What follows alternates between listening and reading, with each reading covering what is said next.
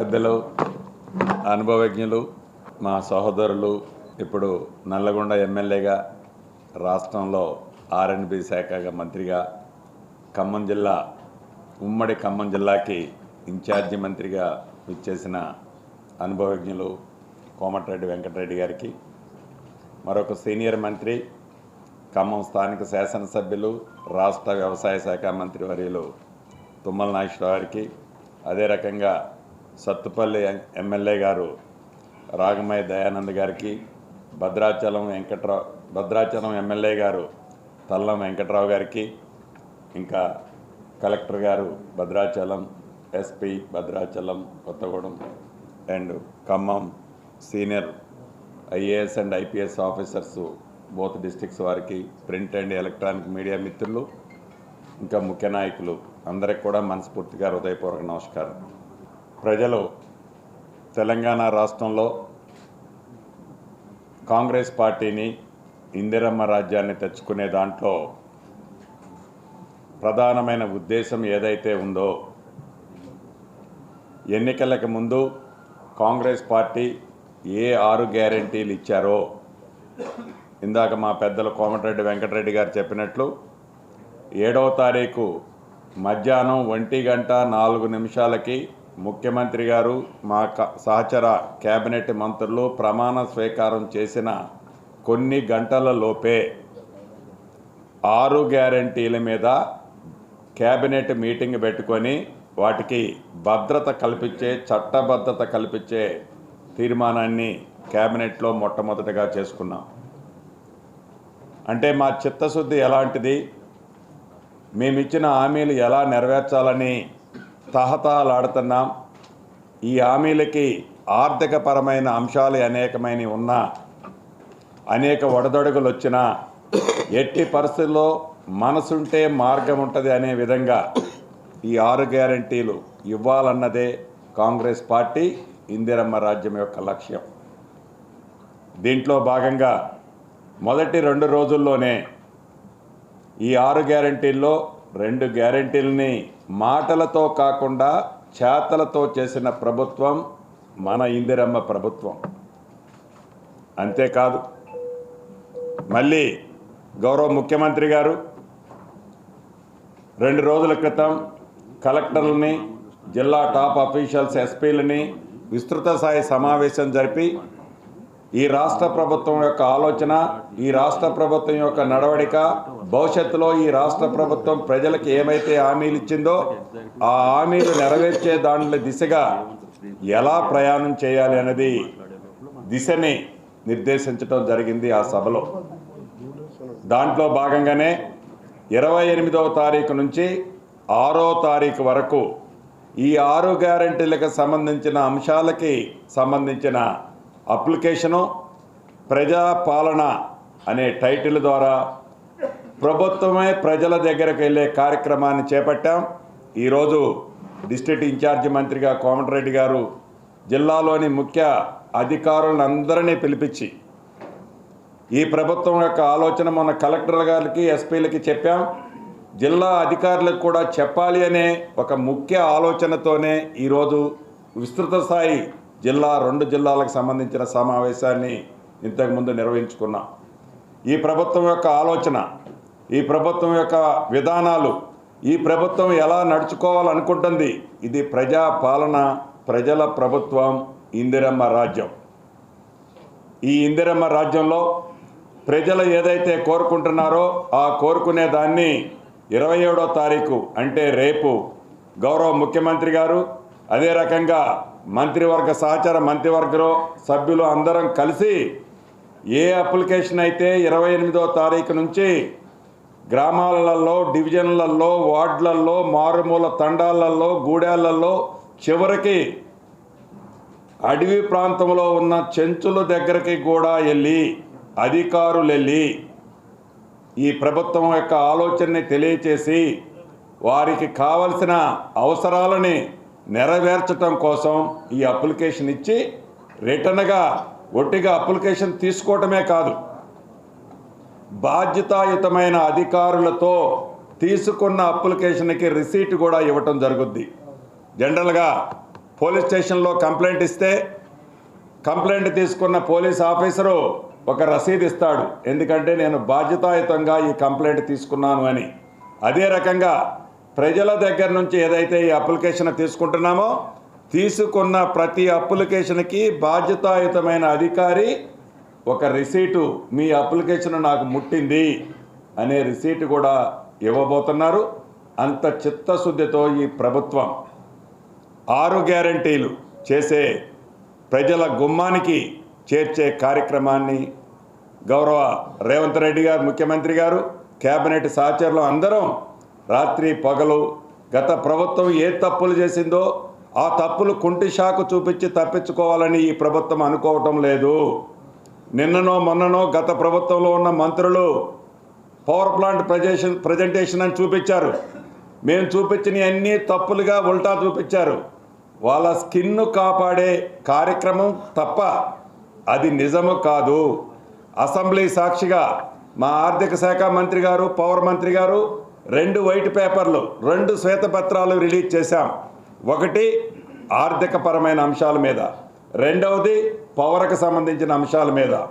ఆర్థిక పరమైన అంశాల మీద ఈ రాష్ట్ర ప్రభుత్వ ప్రజల సొమ్మును గత ప్రభుత్వం ధనిక రాష్ట్రమని చెప్పిన వారే సుమారు 6,71,000 కోట్లు కొల్లగొట్టి అప్పులు చేశారు అనేది అసెంబ్లీ సాక్షిగా రుజువు చూపించాం. దానికి వారు అసెంబ్లీలో నిలవలేక బయటికి పోయి అదంతా శుద్ధ తప్పు అంటారు. మళ్ళీ 3 రోజుల తర్వాత ఒక పవర్ ప్లాంట్ ప్రజెంటేషన్ ఇస్తారు.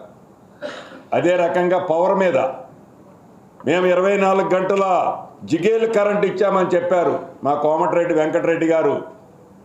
ప్రశ్నించినంత వరకు లాగు బుక్కులు సబ్స్టేషన్లో ఉన్నాయి. ప్రశ్నించిన తర్వాత ఆ లాగు బుక్కులు కనపడకుండా మాయమైపోయాయి. నిజంగా మీకు చిత్తశుద్ధి ఉండి ఉంటే, మీరు ఏ తప్పు చేసి ఉండి ఉండకపోతే లాగు బుక్కులు సబ్స్టేషన్ నుంచి ఎందుకు మాయం చేశారు అని గత ప్రభుత్వాన్ని అసెంబ్లీ సాక్షిగా మా డిప్యూటీ ముఖ్యమంత్రి గారు భట్టి గారు ప్రశ్నించారు, కోమటిరెడ్డి గారు ప్రశ్నించారు. దానికి వారి దగ్గర సమాధానం లేదు. ఏం సమాధానం చెప్తారంటే మేము 24 గంటలు కరెంట్ ఇచ్చాం అని చెప్తారు. ఎక్కడో మా ముఖ్యమంత్రి గారు అమెరికాలో ఒక సందర్భంగా మాట్లాడిన ఒక కంటిన్యూటీ ఫ్లోలో మాట్లాడిన దాన్ని ఒక క్లిప్ ఓపెన్ చేసి కాంగ్రెస్ వస్తే 3 గంటలే కరెంట్ ఇస్తుంది అని ఒక సొల్లు స్లోగన్ జనమలోకి తీసుకెళ్ళిన జనము దాన్ని నమ్మల.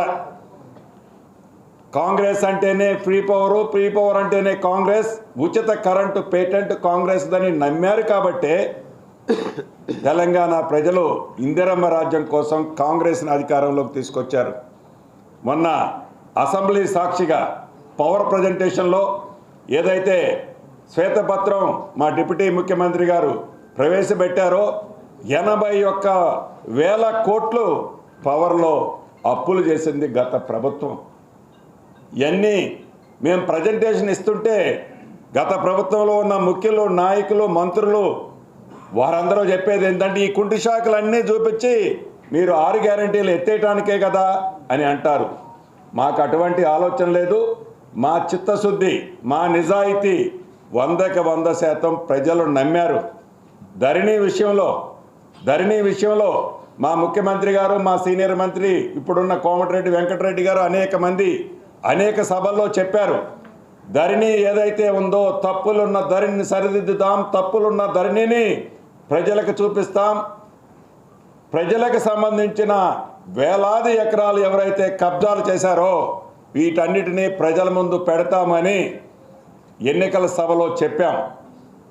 దీన్ని ఆనాటి ముఖ్యమంత్రి గారు అనేక వేదికల మీద చూడండి అయ్యా, కాంగ్రెస్ వస్తే ధరణిని బంగాళాఖాతంలో వేస్తారట, ధరణిని బంగాళాఖాతంలో వేసే కాంగ్రెస్ని కూడా బంగాళాఖాతంలో వేయమని అనేక వేదికల మీద అవాక్కులు చవాక్కులు గత మాజీ ముఖ్యమంత్రి గారు పేలారు. కానీ ప్రజలు కాంగ్రెస్ పార్టీని పూర్తిగా నమ్మి ఇందిరమ్మ రాజ్యంలోనే న్యాయం జరుగుద్దని తలంచి ఆనాడు అధికారంలోకి తీసుకొచ్చారు. ఎన్ని అప్పులు మీరు చేసినా, ప్రజల సొమ్ము ఎన్ని లక్షల కోట్లు మీరు కొల్లగొట్టినా ఎన్ని తప్పుడు ప్రాజెక్టులు కట్టినా, మంచిగా ఉన్న సెక్రటేరియటో, మంచిగా ఉన్న సీఎం రెసిడెన్స్ లాంటిది పడగొట్టి ప్రజల సొమ్ముని వృధా చేసినా అది ఒక పార్టే. కానీ చిత్తశుద్ధితో ఈ ప్రభుత్వం ఎన్నికల ముందు ఏవైతే 6 గ్యారంటీలు ఇచ్చిందో ఆ గ్యారంటీలు 100 రోజుల్లోపు పూర్తి చేస్తామో అని చెప్పిందో ఆ చెప్పిన కార్యక్రమాలు చేపట్టే దిశగా ఈ ప్రభుత్వ ప్రయాణంలో భాగమే ఈ ప్రజాపాలన. ఈ ప్రజాపాలన ఇంకా చిత్తశుద్ధితో ప్రజల దగ్గర మొక్కుబడిగా అప్లికేషన్లు తీసుకోకుండా ప్రజలకి అవసరమైన అవసరాలు నెరవేర్చడం కోసం ఇన్డెప్త్గా జిల్లా ముఖ్య అధికారులతో పాటు జిల్లాలో ఉన్న మండలాలు, కార్పొరేషన్లు, డివిజన్లో ఉన్న అధికారులతో కూడా ప్రభుత్వ ఆలోచనలు చెప్పటానికే ఈరోజు జిల్లా ఇన్ఛార్జి మంత్రి గారు ఆధ్వర్యంలో ఈ సమావేశాన్ని జరుపుకున్నాం. ఒకటైతే నిజం, ప్రతిపక్ష నాయకులకి, గత ప్రభుత్వంలో ఉన్న నాయకులకి ఈ వేదిక ద్వారా ఒకటే చెప్పదలుచుకున్నాం. ప్రజలు మమ్మల్ని నమ్మి ఇందిరమ్మ రాజ్యం కావాలి అని మాకు అధికారాన్ని ఇచ్చారు. మీలాగా అధికారాన్ని దుర్వినియోగం చేయడం కోసం ఇందిరమ్మ రాజ్యాన్ని మేము తీసుకోలే. ఇందిరమ్మ రాజ్యాన్ని అధికారం దుర్వినియోగం కోసం ఏ రోజు కూడా మేము వాడుకోం. ప్రజల కోసం ఒక పరిపాలకుల్లా కాకుండా ఒక సేవకుల్లా, ప్రజలకు రెస్పాన్సిబిలిటీ పర్సన్స్గా మేమందరం చిత్తశుద్ధితో పనిచేస్తాం. ఎన్ని కష్టాలు వచ్చినా, ఆర్థిక పరంగా ఎన్ని ఇబ్బందులు వచ్చినా, ఎన్ని ఒడదొడుగులు వచ్చినా ఇందిరమ్మ రాజ్యంలో మేము చేసిన వాగ్దానాలన్నిటినీ ప్రజల గుమ్మానికి చేర్చే బాధ్యత తీసుకునే దాంట్లో భాగమే ఈ ప్రజా పరిపాలన. మా మంత్రులందరినీ, ఒక్కొక్క మంత్రిని పాత ఉమ్మడి ఖమ్మం జిల్లాకు ఒక్కొక్కరిని ఏర్పాటు చేశారు. కోమటిరెడ్డి గారిని ఖమ్మానికి, తుమ్మల గారిని నల్గొండకు, నన్ను పాత వరంగల్కు, ఇట్లా 10 జిల్లాలకి 10 మంది మంత్రులను ఏర్పాటు చేశారు. మా చిత్తశుద్ధి ఏంటో ఎప్పటికైనా గత ప్రభుత్వంలో ఉన్న పెద్దలు గమనించాలి. ఏనాడైనా మీ ముఖానికి మీ కేబినెట్లో ఉన్న మంత్రులు ఎప్పుడన్నా స్వేచ్ఛగా ఏ జిల్లాకన్నా ఏ నియోజకవర్గానికన్నా పోయి ఒక రివ్యూ పెట్టుకునే స్వేచ్ఛ ఉండేదా? ఏనాడైనా ఆ మంత్రి ఆ శాఖకు సంబంధించిన రివ్యూని పెట్టుకొని ఇచ్చారా? పరిపాలన అంటే కేవలం మీ కుటుంబానికే ఉంచుకున్నారు. మీ కుటుంబ కన్నుసైగలతోనే పరిపాలన చేశారు. కానీ ఇందిరమ్మ రాజ్యంలో అలా కాదు.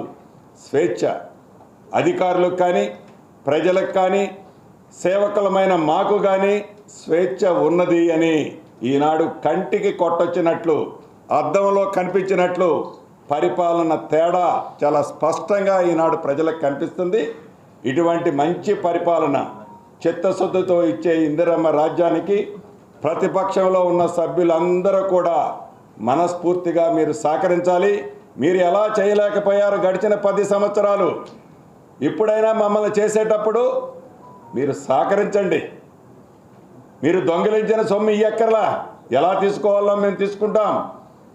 కనీసం పరిపాలన చేసే ఈనాడు అధికారులకి, సేవకులుగా ఉన్న మాకు సహకరించాలని ప్రతిపక్ష సభ్యులకి ఈ వేదిక ద్వారా తెలియజేసుకుంటూ, ప్రజలందరూ కూడా ఒకటే గమనించాలి.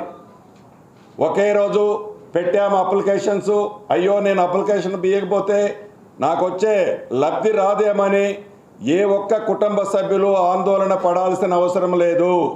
ఇది మీ ప్రభుత్వం, ఇది ప్రజా ప్రభుత్వం, ఇది మీకోసం మీ గుమ్మం దగ్గరకు అధికారులు వస్తున్నారు. మొదటి రోజు కాకపోతే రెండో రోజైనా తీసుకుంటారు, రెండో రోజు కాకపోయినా 6 రోజుల కార్యక్రమం ఉంది కాబట్టి ఏ రోజైనా మీ అప్లికేషన్ తీసుకున్న తర్వాతనే ఈ అప్లికేషన్ల పర్వం పూర్తయిందని ప్రకటిస్తాం. అంతేగాని జనమంతా పడి కంగారు ఏ గ్రామంలో ఏ డివిజన్లో చేయొద్దు. గత ప్రభుత్వంలో ఎన్నికలకు ముందు ఇళ్ల స్కీము ప్రకటించింది. ఆ ఇళ్ల స్కీము వెబ్సైట్లో కేవలం 2 రోజులు ఉంచింది. ఆ 2 రోజులు కూడా 100 కండిషన్లు పెట్టింది. అదే ఎక్సైజ్ షాపుల ఆక్షన్కి అయితే 15 రోజులు టైం ఇచ్చింది గత ప్రభుత్వం. ఈ ప్రభుత్వం అటువంటిది కాదు. ఈ ప్రభుత్వం చిత్తశుద్ధితో ప్రజల కోసం, ప్రజల కష్టాల కోసం మీరు ఏర్పరచుకున్న ప్రభుత్వం మీ కోరికలకు అనుగుణంగానే ఉంటుందని తెలుపుతూ ఈ ప్రజాపాలన కార్యక్రమాన్ని అన్ని జిల్లాలలో, అన్ని గ్రామాలలో, అన్ని నియోజకవర్గాల్లో, చివరికి చెంచులున్న ప్రాంతంలో కూడా అద్భుతంగా నిర్వహించాలన్నదే ఈ రాష్ట్ర ప్రభుత్వం యొక్క ఆలోచన. ప్రతిరోజు ఇన్ఛార్జి మంత్రులుగా మేమందరం ఏ జిల్లాది ఆ జిల్లా రివ్యూ చేసుకుంటాం. ఎక్కడైనా చిన్న చిన్న మార్పులు చేర్పులు కావాలంటే ముఖ్యమంత్రి గారితో, సిఎస్ గారితో సంప్రదించి వాటిని సరిదిద్దుకొని తప్పకుండా ప్రజాపాలన అంటే ఇలా ఉండాలి అనే విధంగా ఈ కార్యక్రమాన్ని జయప్రదం చేసే దాంట్లో అందరం కలిసి పనిచేద్దామని కోరుకుంటూ సెలవు తీసుకుంటాం. మరిన్ని వీడియోస్ కోసం ఛానల్ ని సబ్స్క్రైబ్ చేయండి. లేటెస్ట్ అప్డేట్స్ కోసం వాట్సాప్ ఛానల్ ని ఫాలో చేయండి. అండ్ లింక్ డిస్క్రిప్షన్ లో ఉంది.